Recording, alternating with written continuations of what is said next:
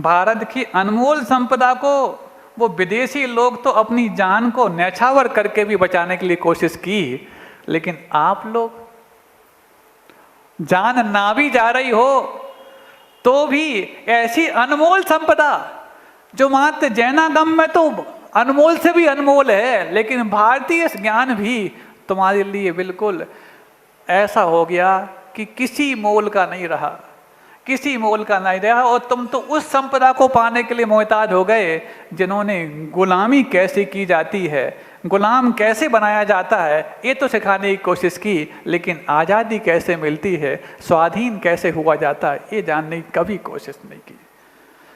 सही आज़ादी और स्वाधीनता का ज्ञान तो जैनागम में मिलता है, क्योंकि स्वाधीनता तो नाम ही मोक्ष है, और मोक्ष मार्ग क्या होता है यही तो जैनागम में बताया गया है।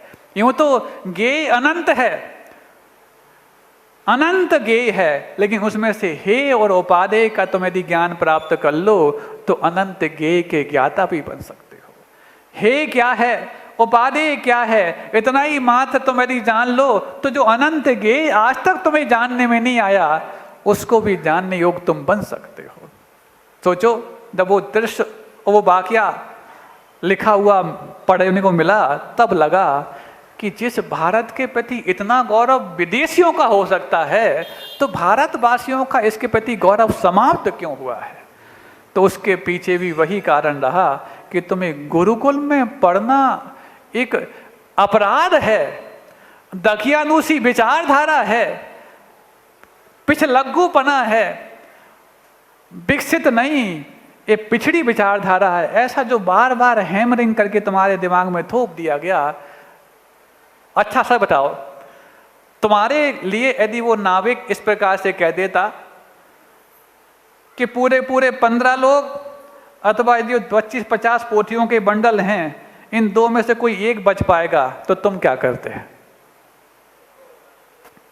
सच बताना, ऊपर ऊपर मत बोलना। हाँ, नाव में बैठे रहते और ज्यादा होती तो पोथी के बंडल के नीचे छोड़ने के बाद भी नाविक को भी यदि उसमें से उतारने की बात होती तो तुम पीछे नहीं हटते। उस समय तुम ये भी भूल जाते कि पोथी का बंडल भली समुद्र में डुबा दिया जाए, ये नाविक को समुद्र में डुबाने के बाद कौन इस नाव को खेगा, तुम ये भी भूल जाते। लेकिन खुद को बचाने के लिए इतनी बड़ी बेवकूफ़ी तुम कर डालते। गलत तो नहीं कह रहे हैं, ये आपकी सही समीक्षा हो रही है ना? क्यों? ऐसी तो इस संसार, वो तो सत्य घटना हमने बता दी, ऐसी इस संसार रूपी नाव से पार कराने के लिए नाविक रूपी गुरु मिले हैं, और उस पार किए हुए गुरु के माध्यम से अनमोल संपदा उन पोथियों के रूप में मिली है। लेकिन पोथी में से और हम में से कौन बच सकता है? हम बच जाएं, गुरु और शास्त्र का जो होश वो अपने आप जाने, हमें कोई मतलब नहीं। क्या ये सही समीक्षा नहीं है? तो ये उस समय गुरुकुल पद्धति से कैसे इनको वंचित किया जाए, ये सोची समझी षड्यंत्र के और साजिश के तहत भारत को उनके गुणों से वंचित करने का एक बहुत बड़ा, कहना चाहिए, दुर्दांत प्रयोग प्रारंभ हुआ। फिर दूसरा आया, धीरे धीरे इनको अपने वस्त्रों के बहुमान से भी वंचित किया जाए, क्योंकि रोटी, कपड़ा और मकान, ये तीन ही तो बुनियादी आवश्यकताएं हैं। अब मकान से वंचित जल्दी नहीं कर सकते, और वंचित करेंगे तो ये सारे जंगल में जाके और जंगली और बन जाएंगे तो मुश्किल पैदा करेंगे। तो मकान से वंचित नहीं करो, रोटी से वंचित कर देंगे तो भूखों मरेंगे, तो फिर एक आतंक फैलाएंगे, तो जल्दी वंचित नहीं करो। फिर तो जब कोई आतंक फैलाएंगे हम इनको जेलों में भेजेंगे, और जेलों में भेजने के बाद इनको एल्यूमिनियम के बर्तन में ही खिलाएंगे और एल्यूमिनियम के बर्तन में ही पकाएंगे, ताकि अपने आप ये जेलों में बिना मारे ही मरते चले जाएं। ये दो चीज़ तो सोच ली। अब तीसरा था कपड़ा, कि इनकी तीन जो बुनियादी आवश्यकताएं जिस पर ये बहुत रौब झाड़ते हैं ना, तो इनको कपड़े की जो बुनियादी गुण है या बुनियादी गुणवत्ता है उससे वंचित किया जाए। तो विदेशी कपड़ों के बारे में बहुत बड़ा आकर्षण पैदा किया, और ये भारतीय कपड़े तो ये गरीबों के कपड़े हैं, इतने मोटे मोटे कपड़े पहन करके आते हो। हाँ, मोटी सोच और मोटा कपड़ा होता है, इसलिए तो तुम्हारी मोटी सोच हो रही है, ऐसा भर दिया। पहले कभी नहीं बताया गया कि मोटा अनाज और मोटा कपड़ा पहनने वाला ही बहुत पैनी सोच रखता है। वहाँ तो ये बताया जैसा कपड़ा वैसी सोच होती है, तो बस हाँ सही बात है। तो वो विदेशी कपड़े आना शुरू कर दिए। कपड़े के बहाने सबसे पहले व्यापार शुरू हुआ। तो सुनो, 1,30,000 मीटर भारत से कपड़े का निर्यात होता था, जो भारतीय वस्त्र था। 1,30,000 मीटर, 30 लाख नहीं, 30 करोड़ नहीं, 1,30,000 मीटर प्रति वर्ष भारत से भारतीय वस्त्रों का निर्यात होता था।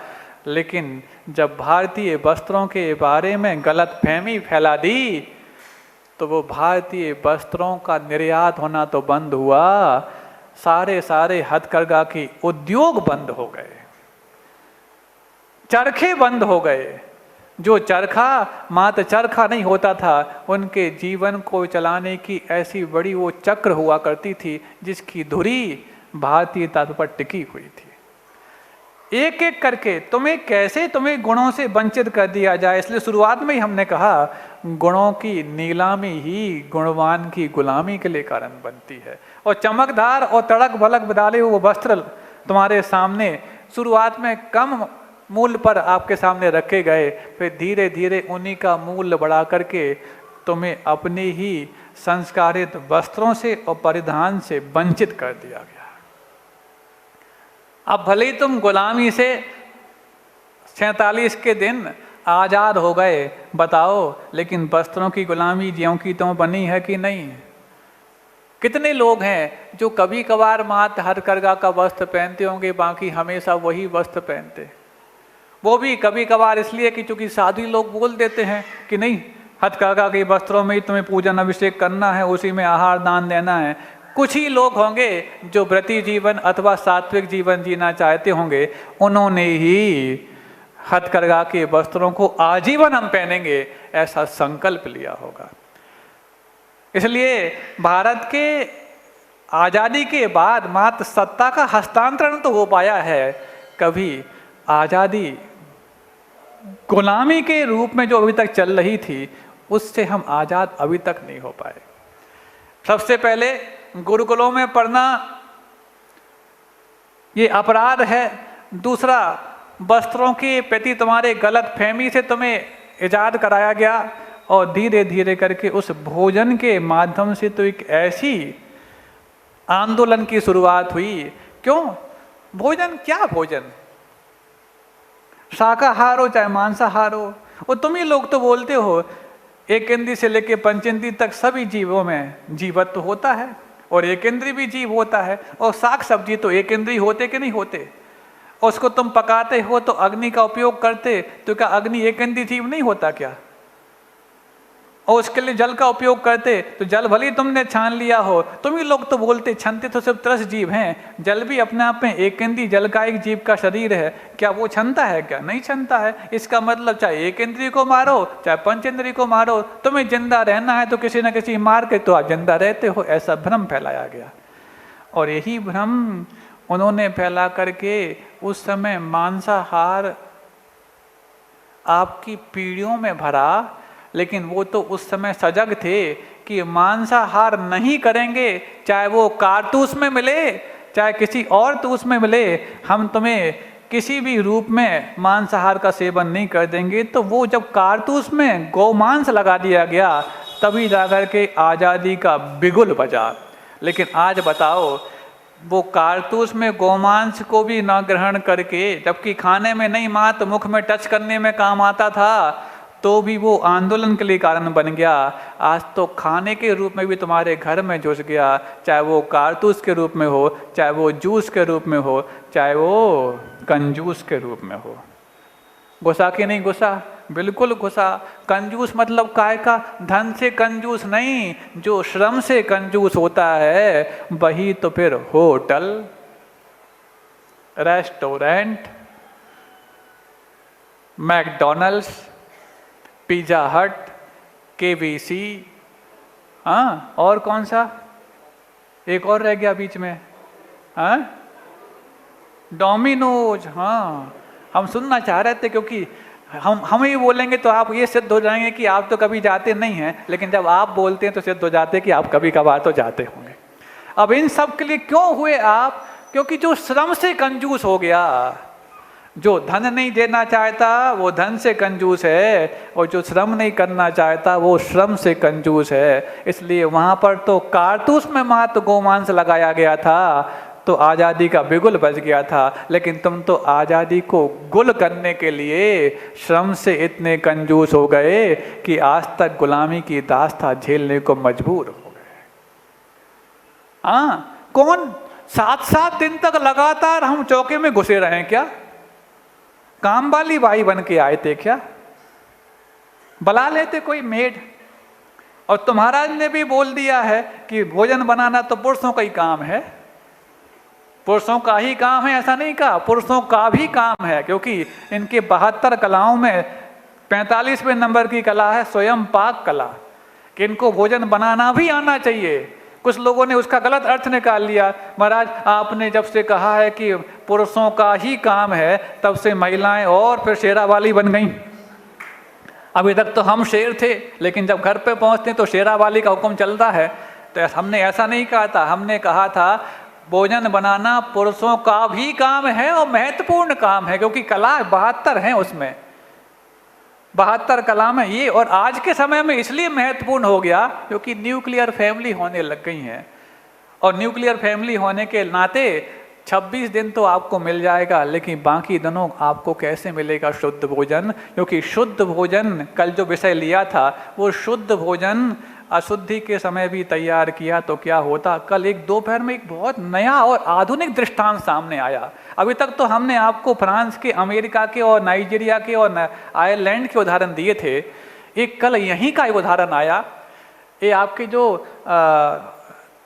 आप देखना, ऊपर हमारे कमरे में एक वो बालक आया था जो एक वो रख के गया है मोन्यूमेंट। आजकल रेजिन का उपयोग बहुत होता ना, रेजिन या जिसको बोलते हैं एपॉक्सी। एपॉक्सी की बहुत सारी सीनरी बनती हैं, मोमेंटो बनते हैं बहुत सारे, जिसको एरलडाइट वगैरह आप बोलते हैं। तो ये एपॉक्सी की सीनरी हैं, मोमेंटो हैं, या किसी भी रेजिन आर्ट जिसको बोलते हैं, वो बनते हैं। केमिकल जैसा होता है, वो कैसे बनता है वो बात का विषय है। अभी तो हम वो जो उदाहरण है और जो कल की घटना से संबंध रखता है वो आपको बता रहे। उस कल तो हमने बताया था कि कैसे तुम्हारे मन में ये भ्रम पैदा किया, ये तो शरीर धर्म में क्या फर्क पड़ता है, ये तो फालतू की दकियानूसी विचारधारा है। ऐसा करके उन अवस्थाओं में भी भोजन बनाना और भोजन करवाना तुम्हें सिखा दिया। यही तुम्हारी गुलामी के लिए बहुत बड़ा मंजर बना। कल दोपहर में उदाहरण आया और आज का उदाहरण आया, वो ये कि रेजिन जो होता है जिससे एपॉक्सी की सीनरी बनती हैं, कभी आपने देखो ऊपर रखा है, उसका एक सैंपल देख लेना। कभी भी उभरा हुआ जो 3D वाला एक पिक्चर देखते हो आप, जिसमें गुरुजी के चित्र भी कभी आपने देखे होंगे, या आपके जो मंदिर में, हाँ याद आ गया, आपके बड़े मंदिर में जो 20 सागर जी महाराज आदि के जो बने हैं ना, बड़े बड़े फोटोग्राफ्स बने हैं, वो एपॉक्सी के ही बने हैं या रेजिन आर्ट से बने हैं। तो उसने बताया, वो भाई आया था जिस बनाता है, कैनुखेड़ा का था, उसने बताया, बोले महाराज हमारे यहाँ कई वर्कर काम करते हैं, बहुत बड़ा काम हो गया उसका, महिलाएं भी काम करती हैं और पुरुष भी काम करते हैं, लेकिन हमने ये अनुभूत किया और कई बार ऐसा हुआ, चाहे गुरु जी की तस्वीर बना रहे हों, चाहे कोई और भगवान की तस्वीर बना रहे हों, या सामान से लौकिक तस्वीर भी बना रहे हों, वो रेजिन का जो केमिकल होता है, यदि कोई अशुद्धि की समय की महिला अथवा बेटी उसको उस समय बना दे तो वो रेजिन कभी ढंग से नहीं बनता और तस्वीर पूरी काली पड़ जाती है। हमने कहा गजब, ये तो आज का आधुनिक उदाहरण हो गया। वो बता के गया, जबकि उसको नहीं मालूम था कि क्या विषय चला। सुबह दोपहर में ही आया था वो और शाम को वो चला गया। जिस भाई ने कल प्रश्न किया था ना कि कैसे हम प्रभाव ना कर सकते हैं, एक व्यक्ति था, लड़का आप याद भूल रहे हैं, तो उसने बताया कि रेजिन आर्ट का केमिकल भी जब अशुद्धि के समय की कोई बालिका अथवा महिला उसको देख मात्र ले तो कई बार हमने अनुभव किया कि वो तस्वीर पूरी बिगड़ जाती है। रेजिन आर्ट कभी वो जमता नहीं है, इवन काली तक पड़ जाती है। अब बताओ, जो लोग कहते हैं अरे ये तो शरीर धर्म है, बैडमैन और पैडमैन वाली बैठ की मूवी बना करके जिन्होंने ये दुर्दांत धारणा तुम लोग के मंदिर में भर दी है, अब इसका उत्तर दो, क्यों हो जाता है? वहां तो कोई आगम की बात नहीं, क्योंकि ये ऐसे दूषित रसायन उस तरह में निकलते हैं जिस दूषित रसायन से पूरा का पूरा परिवेश दूषित हो जाता है। तब तो जाकर के यहाँ तक प्रायश्चित ग्रंथ में कल बताया था कि उस थाली को, जिस थाली में यदि इन्होंने स्पर्श किया उस समय अथवा भोजन किया है, यदि उस थाली में आप भोजन कर लो, पुरुषों के लिए कहा, तो 3 दिन का उपवास का प्रायश्चित लेना चाहिए। 5 दिन का उपवास, 7 दिन का उपवास क्या करने पर लेना चाहिए वो हम यहाँ से बोल नहीं सकते, लेकिन 3 दिन का उपवास तो यदि उस समय भोजन स्पर्श किया हुआ तुम कर लेते हो, अथवा स्पर्श नहीं किया है, उस बर्तन को स्पर्श किया है, उस बर्तन में तुम भोजन कर लेते हो, तो पुरुषों को 3 दिन के उपवास का प्रायश्चित का दंड है।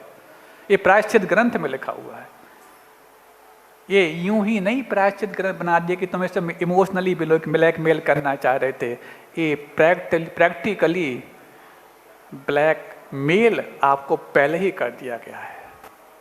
ये प्रैक्टिकली प्रूव्ड बात है। कोई माता पिता अपने बच्चों को इस बारे में कोई भी छोटी सी शिक्षा नहीं देती होंगी, फिर बड़ी बड़ी तुम शिक्षा देते चले जाओ, एमटेक, एमबीए, एमकॉम, कुछ भी तमाम तरह के एमएस करा दो, वो कहते हैं हाँ ठीक है तुम एमएस कर लो, हम आपसे बायस कर लेंगे।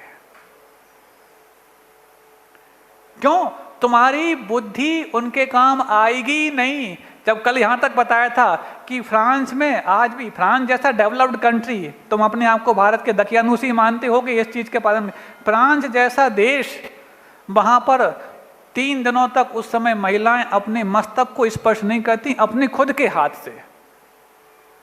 क्यों? जिस मस्तिष्क में पवित्र विचार उत्पन्न होते हैं, जिस मस्तिष्क में पवित्र योजनाएं उत्पन्न होती हैं, उस पवित्र मस्तिष्क को यदि अपने हाथ से स्पर्श करा देंगे तो हमारे उन 3 दिनों के बाद हमारे बाकी दिनों में अच्छे विचार होना उत्पन्न खत्म हो जाएंगे। ऐसा वो आज तक मानते हैं। तब तो जाकर हमें लगा कि शायद इसीलिए कहा जाता है कि मस्तक से स्नान करना चाहिए चौथे दिन।